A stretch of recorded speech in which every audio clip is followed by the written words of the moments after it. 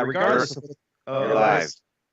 yeah, regardless of what's said, I mean, the look at it is now everything is planned to go without humans forward. And all the robotics and the drones and autonomous decisions on what could be taken out or whatnot. At a point, there were a couple airplanes that came over to the house today, and they were low-flying aircraft. One looked like a 1940s seaplane for me, and I was like, "Oh, that's a really interesting. I've never seen a craft like that going toward an airport that doesn't exist anywhere in the Smoky Mountains heading south. Like, that's real weird." And it was like, two of these craft come over within like 15 minutes, and they both like caught my attention instantly. They were double turboprop, certainly very old, definitely archaic. I shouldn't say archaic, say classics. And they certainly look like from the 1940s, something World War II. It's almost like a time warp open. And then, two of these military aircraft from, the 1940s came blazing through the sky directly over the house, too, which was a little weird for me because I haven't seen that happen since I've been living here. And suddenly, you're talking about all this AI thing, and I'm like, oh, really? Now, are they okay? This David is here. That 2030 lives here. Look, he's got the farm. He's got this. We got flight patterns over his house, and the helicopters come across here too sometimes. I mean, you can't tell me they come directly over the house just because it's a random happenstance that they come directly over triangulated within the single center point of the house. Really? I just can't believe that sometimes. So AI targeting, living it, man.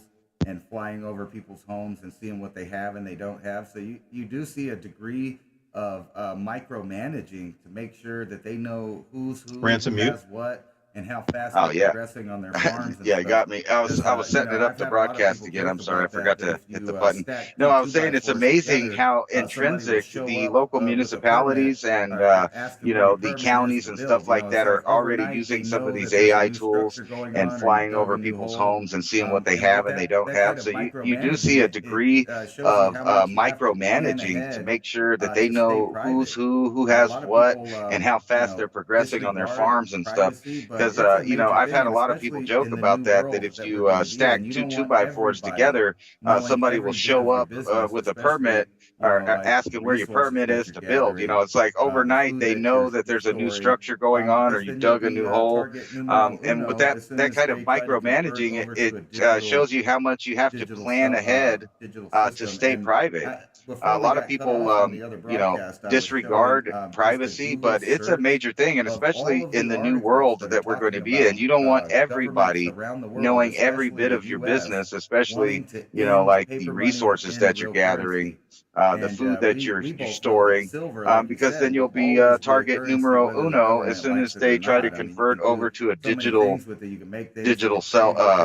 system. And before we got cut off on the other broadcast, I was showing just a Google search of all of the articles that are talking about governments around the world, especially the U.S., wanting to end paper money and end real currency.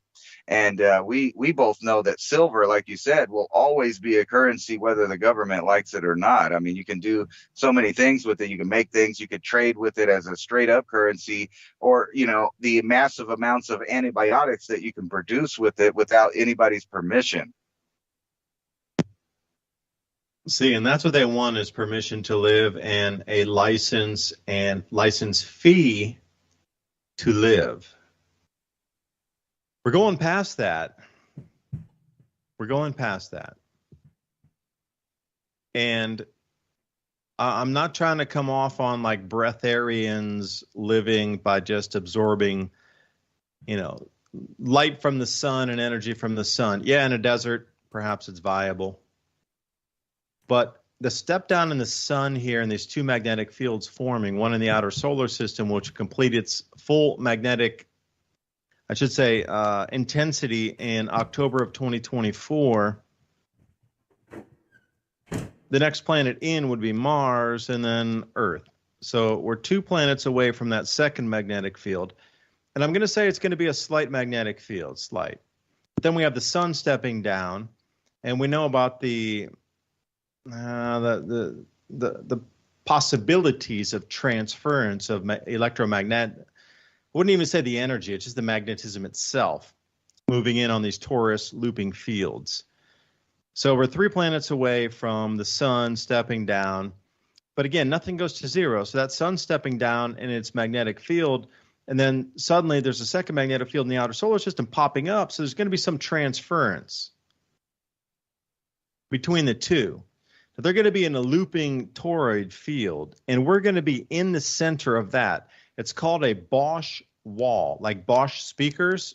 That's the same exact person who understood magnetic and sound frequency interference to nullification of a wave between two waves.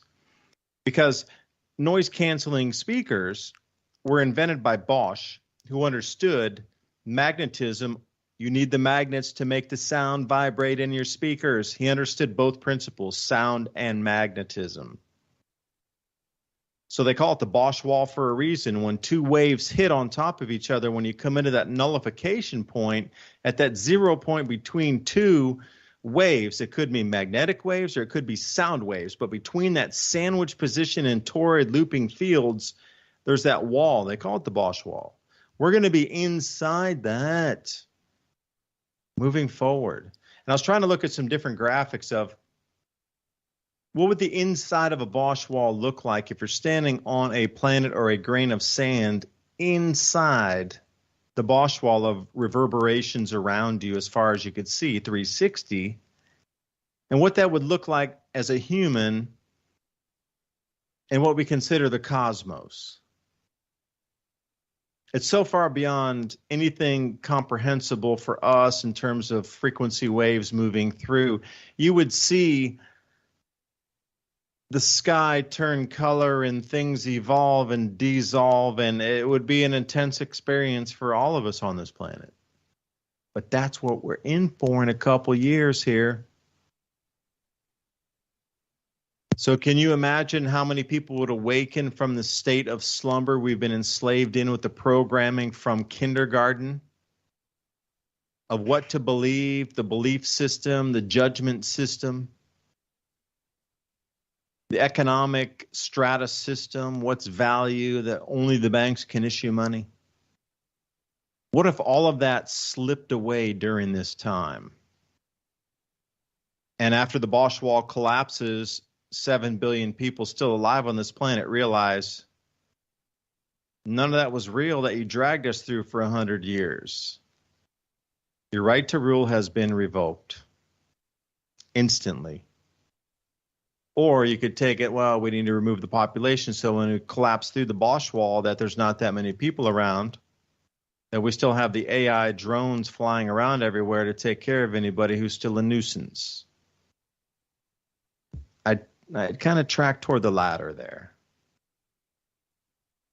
Because these changes are real, and the mix with the AI code that has been split and pushed into everybody through birth, the code of what your reality is, from judgment, persona, value, equality. And I don't mean it in that BS whole equality thing that's going along now. Not even in a fifth of an eighth of a remote sense of that.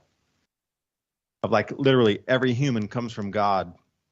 We all are of God, of the source, of the creator, and we all have that spark of divinity within us as an equal. That equality. None of this ramroded, railed down your throat equality junk that's being tossed around. That is so different. That everyone is of the creator, by the creator, and still has that creative ability to manifest on this reality, but the code pushed in, the programming and the narratives pushed in nullifies or walls off some of that creativity or that actual ability to take their dimension after your mind and make something out of it. So with the changes in the sun, the electromagnetic frequency spectrum changing, the elite know that we are changing as human species, human population on the planet. There's no chance for them to retain power moving through this change. None. Zero. We're all going to awaken during this time. So how do you stop that? Well, you're going to remove most of the population before the frequency field changes enough where they're removed from power. And this is what scares me, because it's in motion. Not only are they pulling energy out during the winter from the northern hemisphere, coal shortages, natural gas shortages, liquid fuel shortages, and they're going to pull everybody into the dark ages, electrical shortages, right in the middle of the brutal cold spell of the first. I would say this is the second intense winter of the grand solar minimum, and then you're going to be without power in the northern hemisphere during this time. You're going to need to think about wood heat. How are you going to cook your food? How are you going to keep your house warm? No power. It's, below freezing for weeks on end while your power's out. Oh, it's rationed. Sorry. No coal. My bad. Wind didn't work. How do we know? Solar panels. Oh, bad. There's too much cloud. It shifted. Cloud cells shifted. My bad. Not culpable. It was nature. They're just going to drag through the depopulation event here. It's going to be, your mind is going to have to get ready to accept the losses coming up of humans around you. And a lot of people aren't ready for that ransom. They're really not. So I don't know where we're going to go as we transgress through this winter here. It's going to be tumultuous. Yeah, I was just thinking when you were talking about this Bosch wall thing, when you were describing it, I was thinking, well, how do I sit here and make something that puts me right in that position, the position of neutrality? And then you started talking about how the planets being in a line might put us in that spot. That could be literally the singularity that they are so worried about, is a clarity of mind when whatever they're broadcasting gets blocked out and we're kind of in a neutral spot there. But even so, I wanted to ask you, we've talked lots about petroglyphs and things on the walls from, and Australia to North America to Europe, Asia, South America, everywhere around the world, you find the same things. And what we were talking about earlier about, putting a fake delusion on the planet, you would think that if they know that people are going to see things in the sky in a changing magnetic field, that they would use that exact time to do all these, psychological warfare operations on people when there's already naturally occurring changes going on everywhere. It's like prophecy. Their favorite saying too is never let a disaster go to the waste or an emergency go to waste.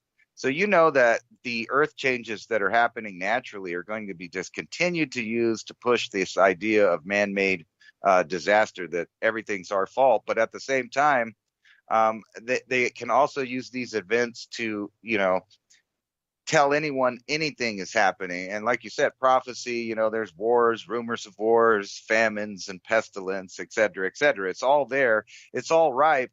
But we're right at the first time that I know of, minus maybe in ancient times, that we've had the technology to completely pull one over on the entire world, because we just watched it happen. So like I was talking about before, how easy would it be to do one of these, ops? Even they could even tell us that we're at a full scale war with China when really it's just a bunch of staged, things going on while they send some young people through the meat grinder. But in actuality, no real ground is happening or being taken.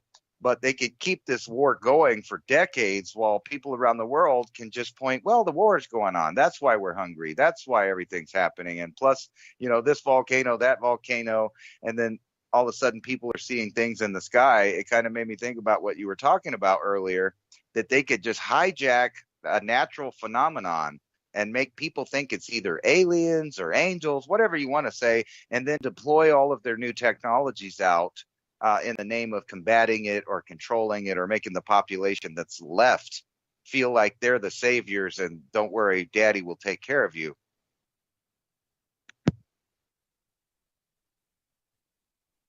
Yeah, you said an interesting point there, that it seems like this time we're at the apex of the technology that would allow this event to be perceived as such. But perhaps this is the umpteenth time in a rodeo. Because from my understanding of what will happen with the crustal anomalies during this magnetic field, And if I'm anywhere near on the mark, coming up in, let's say, late February, early March of 2022, we're going to have an enormous amount of rail lines, bridges, oil pipelines collapse, break, and shift because Jupiter is going to swing past the Earth into this final alignment of the second magnetic field. And the Earth's crust, the top 2 miles, or I'll be generous and say the top 1 mile of crust, is going to have what happened in Haryana in India. Things are going to uplift and upwell.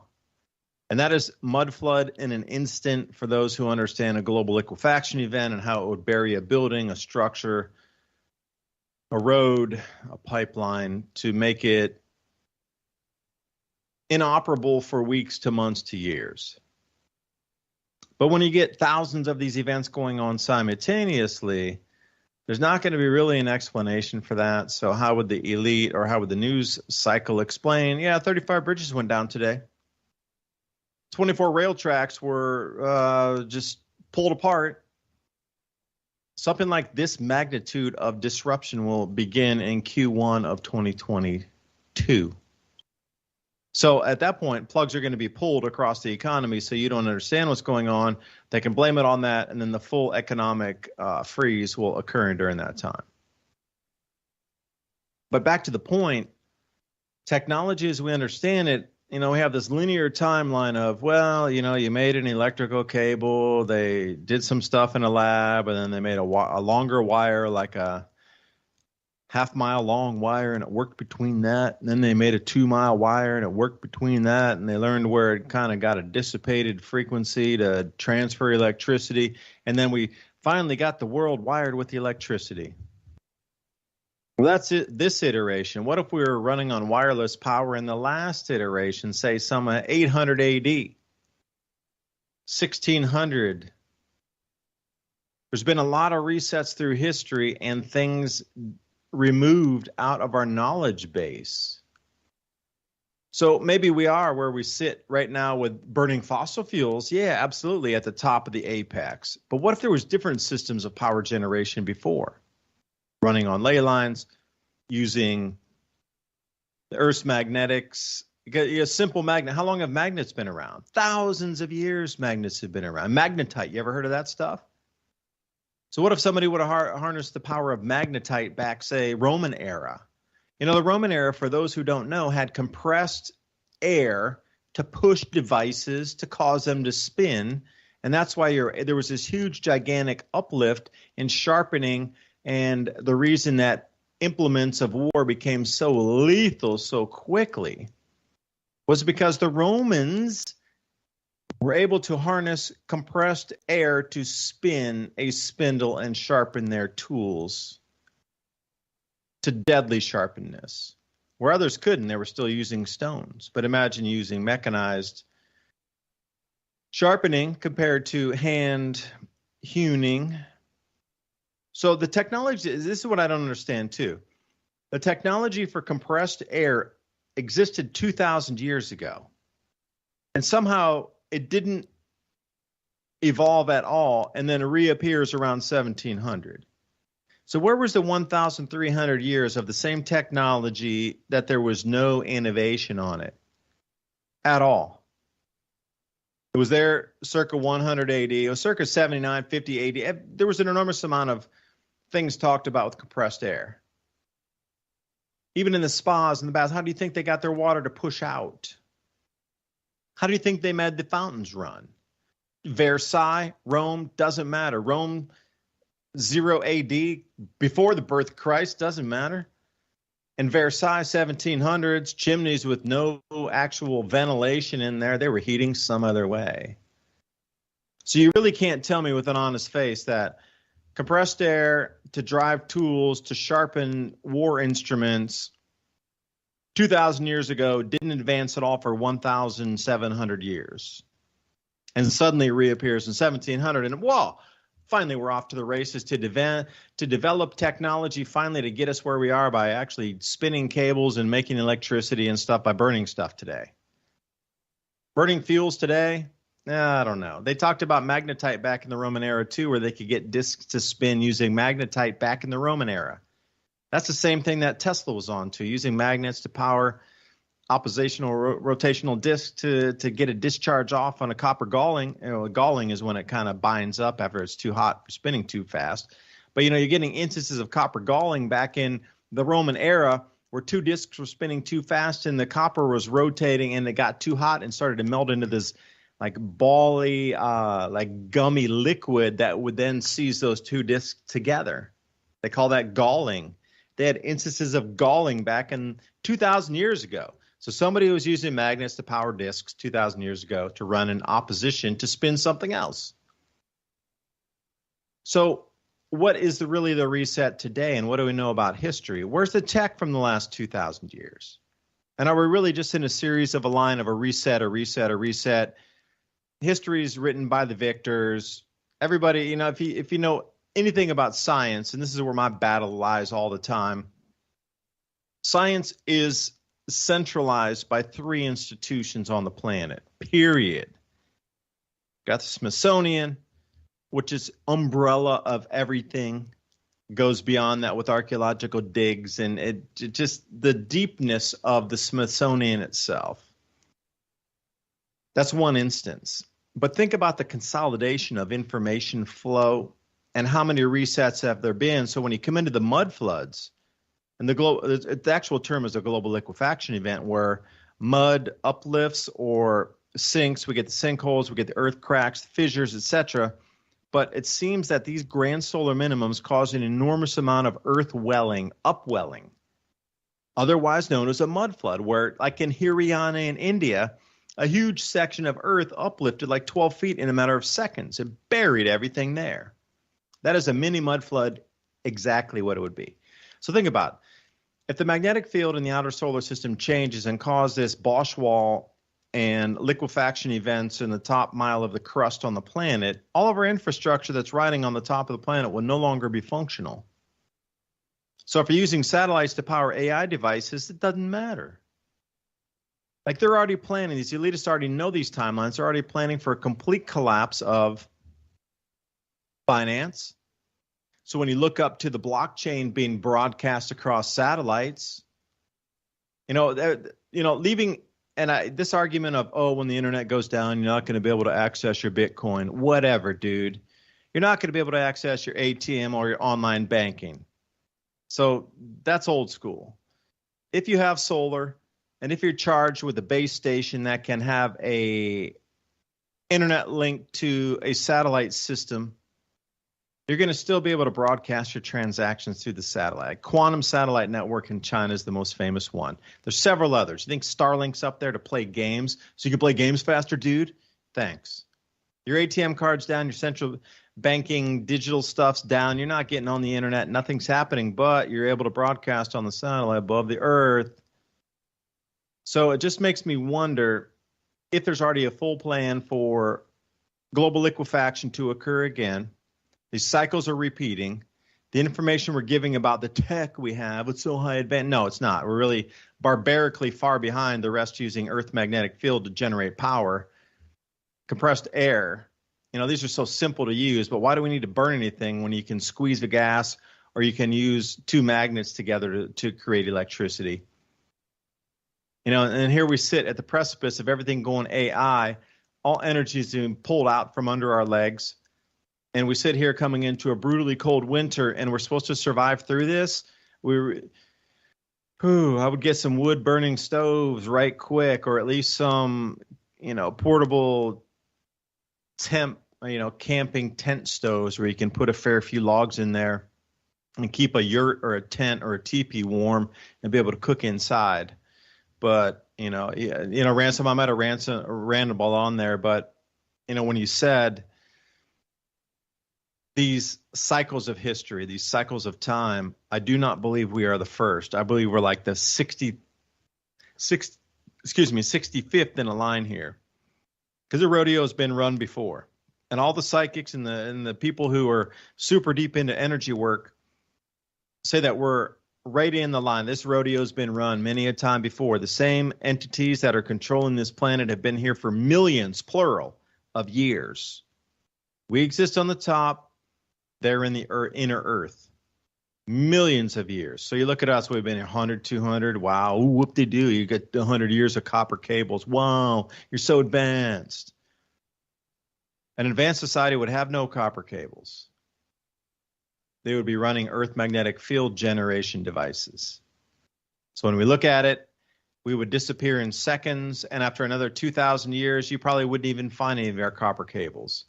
Every single little tofu concrete building across the planet would be junk by then. Within 300 years, our society would be a remnant, nothing recognizable. 2,000 years, at least the Romans built quality stuff that lasted thousands of years using volcanic dust in their concrete and their aquifers. At least we know they were still here. Remnants of our society, well, they wanted they'll just jump in the next iteration of who controls history in the next 2,000. Let's jump up to like the year 4,000. There will be a gigantic gap right now. It'll be from Romans to the year 4,000 and nothing in between. That's how poor quality our society has been built out. But it'll be run by AI until that next tweaking iteration comes up with subservient serfs that all obey. If we don't take our planet and our countries back right now. Ransom, I'm done rambling, man. I could go on, but I won't. No, I was actually kind of tripping out on some of the things you were saying when you were talking about the mud floods, and there will be areas of no-go zones, and it made me think of how much you've talked about the aquifer in northern Africa. And I sent you a link to this. I'm sure you know about the wars been going on in Yemen and Oman for some time. But I sent you a link to this, the ship that became a bomb from the New Yorker. And it's talking about this ship stranded off of Yemen and in the war zone, and it's decaying, right? It's a super tanker, millions of barrels of oil aboard, surrounded by oil-rich nations. So it's like they don't even care that it's just sitting there. So you could just see that whole area that they've been talking about having wars in, and all of the little nations there have been fighting over the edge of the peninsula there, the Persian Peninsula. They've been fighting over the edges of it, but it looks like they're just going to allow it to be a wasteland. And it's funny because this article hasn't even been released yet. It's on its online form, but it's from the October 11th issue, and it's talking about the ship that became a bomb. I've actually seen several of these articles talking about these things around the world that seem to be just being left there to decay and destroy an area. And then also you were talking about these technologies that we've obviously had for a long time, and there's lots of examples of this. You could go to Anwar province in Egypt, and there are these megalithic structures there that look like they were, cut with lathes and lasers, maybe a CNC machine. Who knows what kind of ancient technology was used to make those? And it's pre-pharaonic times that those existed, and they're destroyed by something with immense heat, right? And then you have examples of the giant cutting wheels, and you can go on and on and on these ancient sites with evidence of ancient lost technology. And then you get to the point where we're at, and I know you personally know the long history of government suppression of magnetic motors and other motors, and ideas that would be more along the lines of perpetual motion machines, limitless energy. I also sent you this other article from the New Yorker that again talks about these startups that are all financed by the elite. Right at this time, when we're going into this turmoil, they're finally admitting that they do indeed have fusion and perpetual motion machines or things like that already in existence. And I'm reading, just skimming through this article, and it talks about how they've been working on these for 35 years. And for one reason or another, they never come out with it. But it seems like now, right at the precipice of limiting the people on the earth, by the time they brainwash all of the new children to think that they're the reason, that they destroyed the planet, and that the new superpower is making the earth clean, and they're using fission and all these other things, or excuse me, fusion. All of a sudden, when the masses of people that could have used it are not going to get to use it. So it seems like they have a planned end to the petroleum era. Just like you mentioned in the past, it seems like they've had eras where they were the upper class was allowed to use technologies, but then at some point we regressed, or the technology was taken away or forbidden. And then you skip forward to now, to a point where our government not only tells us what kind of technology we can use or can't use, but now they're controlling every aspect of the human domain that maybe in the past they couldn't control, like maybe food production, where there were always groups of humans, I'm sure, that found a way around the systems that existed at the time to continue to eat and produce, because obviously they did that because humans were still everywhere on the planet. Some of them separated from, all of the epics of kingdoms that were going on, and retained the Stone Age lifestyle. But all of them had these stories of back when there were ancient technology. And I was just thinking about what we were talking about. Some people would call things in the sky aliens, angels, interdimensional beings. You might even have the Vedics convinced that these are Vermanas flying around, and the blue. They may even sell it to different people in different parts of the world after the grid has completely turned off and they've hit the internet kill switch, where no one can talk to each other in real time.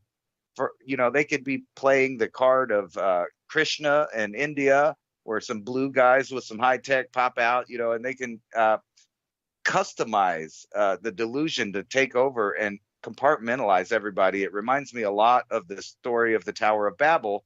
We're there, and they're about to separate us all into different languages again, and in the form of separating everybody in these little communities. And everywhere that you look, the elite are talking about moving everyone from the earth that would feed them into super centers, which obviously they would create lots of crime and other problems. And those are the places that you do not want to go. But every mainstream media or tech magazine, Klaus Schwab, all of them are talking about mega cities where you have to have your passports, and every aspect of your life, from birth to death, is decided by the state. And we don't even know which state actually runs the world right now. And it appears that, like I said, they're consolidating it. But what do you think about them actually flaunting the ideas of these technologies that they've been suppressing in my lifetime for sure, 50 years? I've been reading about different ways that they've achieved fusion in the past, through using deuterium and lasers. And this particular article is talking about using a magnetic chamber to control plasma. And they couldn't figure out how to do that, allegedly. So now we have lasers and et cetera. So they're saying they can pretty much do it now and create temperatures hotter than the center of the sun, that, superheat atoms and turn into plasma. And then, they could run their little super cities by that and have all of the AI out there doing the remedial tasks that the peasants used to do in the feudalistic system. It's just like, I'm sure you've seen Hunger Games, where they have two societies. One's kind of scurrying around in the little plantations, and they're not allowed to leave their area. Sound familiar? Like Australia, you can't go to the next block without being tackled by the law enforcement. It's the Hunger Games. We're living in it. They've given us so many different examples of the future they want for us. You notice that there really is no sci-fi movies out there. I bet you can't name one where the future is just this great utopic future where everything's fine and dandy and we've used technology to fix all of the problems of mankind. Instead, it's the opposite. Everything's backwards. The medical care is opposite. Healthcare is not healthcare. Food is not food. And what they're telling us freedom is not freedom, because we all know freedom is actually slavery from their view. That movie exists in your mind as your own utopia. And I'll answer a direct question to you here. The thing about these fusion devices, magnetic devices, they're coming clean that we are moving to a world where there will no longer be distribution systems as we understand them. We are moving to a decentralized world, including power distribution. There will be no more coal mines when they take and mine coal from a place A, put it on truck or rail, and then put it on ship and bring it to point B, and then burn it to create electricity for you, point C, at your home, they're already telling you this is not going to occur any longer. At some point in the future, I really envision them cutting down all of the copper cabling and lines that are above heads. Most of it's underground, but when you get further into the countryside, you see a lot of telephone poles. That in the future, they're going to cut down all the telephone poles. They're going to remove them all. They're going to take down all the lines so you have no remnant or memory. And 3 generations later, you'll forget that there were even poles and copper cabling above your head, or internet cabling, or whatever it might be for fiber optics. So think about that. If we move over to this new generation of power for the world, distributed, you put up a parent-dev magnetic motor and it generates enough power for a neighborhood or a city. You got fusion for the large population centers. What happens when they start to disassemble everything? You'll be like, okay, good, get that eyesore out of my view.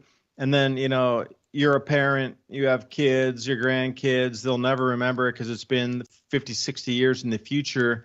And then when you die off, you'll be the last one who remembers that there were poles there, that there was a control structure in place, that you had to buy electricity, and understanding a distribution and supply chain. We're the last of the generations that will ever experience or understand what supply chains are. Past tense now. I don't even supply chain, I don't know, ed or something on the end of it. An ed on the end of one of those words there, supplied, chained, something like this. It's finished. So how many generations will it take to move to the new power system, decentralized power, local power for everything you need? Of course, there'll be a fee with it. Like, you look over in the EU, in England especially, they were saying because we're going to move to electronic vehicles or electric vehicles, we're not going to get the taxes for fuels. So we're not going to get the road tax for fuel. So we're going to have to tax electric vehicles at the exact same rate for a road usage fee by the mile. Like, they're not going to sell you the fuel and get the fuel tax. They're just going to revert it to something else. Now you're going to use a road per mile tax because you're not buying the fuel. You're not buying the thing that generated the tax. They're just going to move it to a new system. And the same thing here. You think that they're going to bring out nuclear fission and parent-dev magnetic motors for neighborhoods and individual homes, and you're not going to have to pay an individual fee per month? You're living in an insanity land. They're always going to try to charge you for your life. That's where the control mechanism is. There's always going to be a control mechanism for your access to energy. Distributed or decentralized, you're going to pay a fee. And how long will it take to make the old generation and the new generation disappear history? And see, we come back into the same thing. History has disappeared how many times? 3 generations.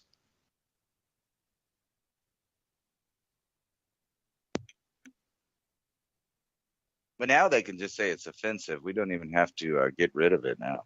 I was just, I'm going to send you a video, and it's still on YouTube, surprisingly. But it shows the population before and after certain medications from country to country. I don't know how it's still on YouTube, but it is. Oh, I want to see that. Please send. Yeah. It's just a graph, and it goes country by country, showing. Let me see here. Get the link for you. Country by country, and you can just sit there and just watch. You don't have to be a scientist to look at the hockey sticks. You can't say anything unless you're a scientist. You have to have credentials. You can't have your own opinion, Ransom. How dare you? Right.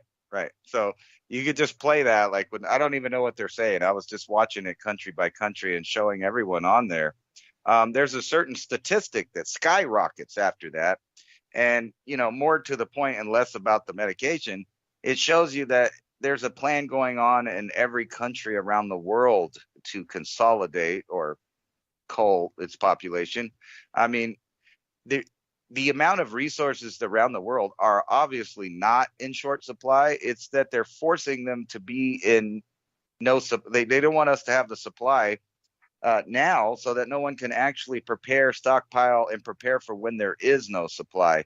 And I think that's coming rapidly. But like I said before, people like us will probably be the last people to deal with it, actually, because everyone else will be in denial while things are falling down around their ears.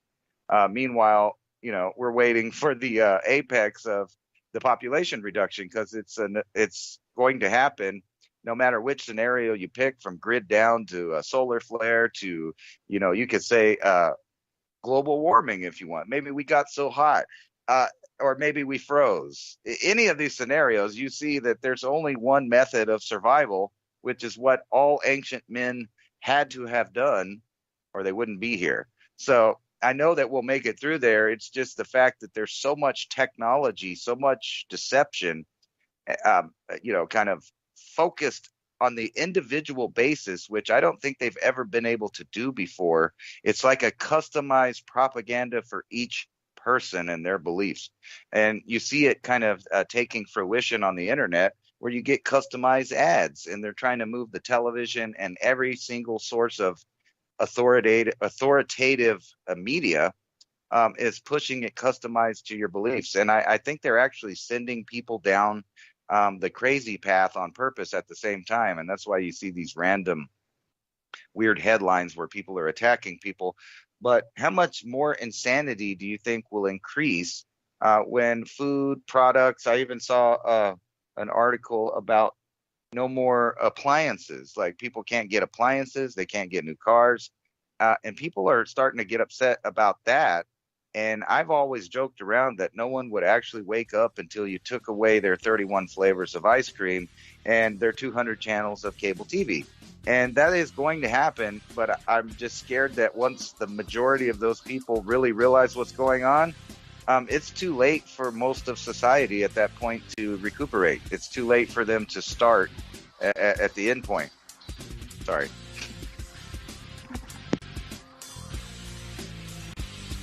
Get your food preps and comms. It's 11:59 at Radio Free America, and this is Uncle Sam with music and the truth until dawn. Right now, I've got a few words from some of our brothers and sisters in the occupied zone. See you next week. Chair. This should be your first week of serious prepping right now.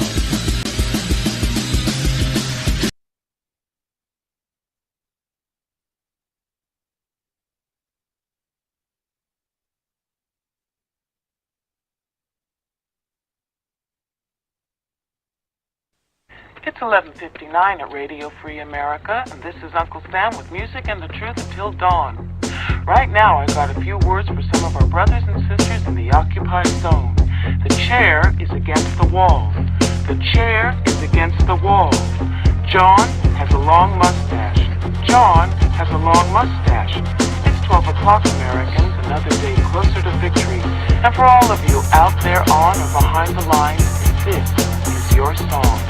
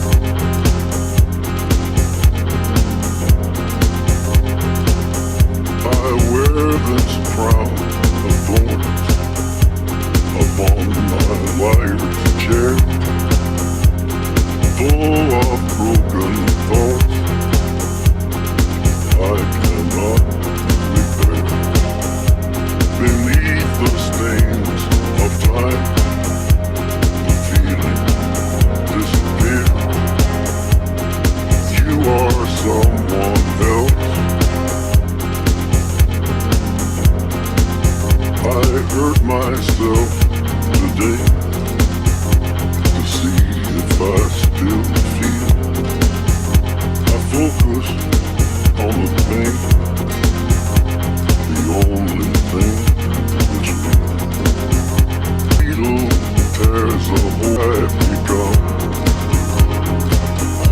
my sweetest friend,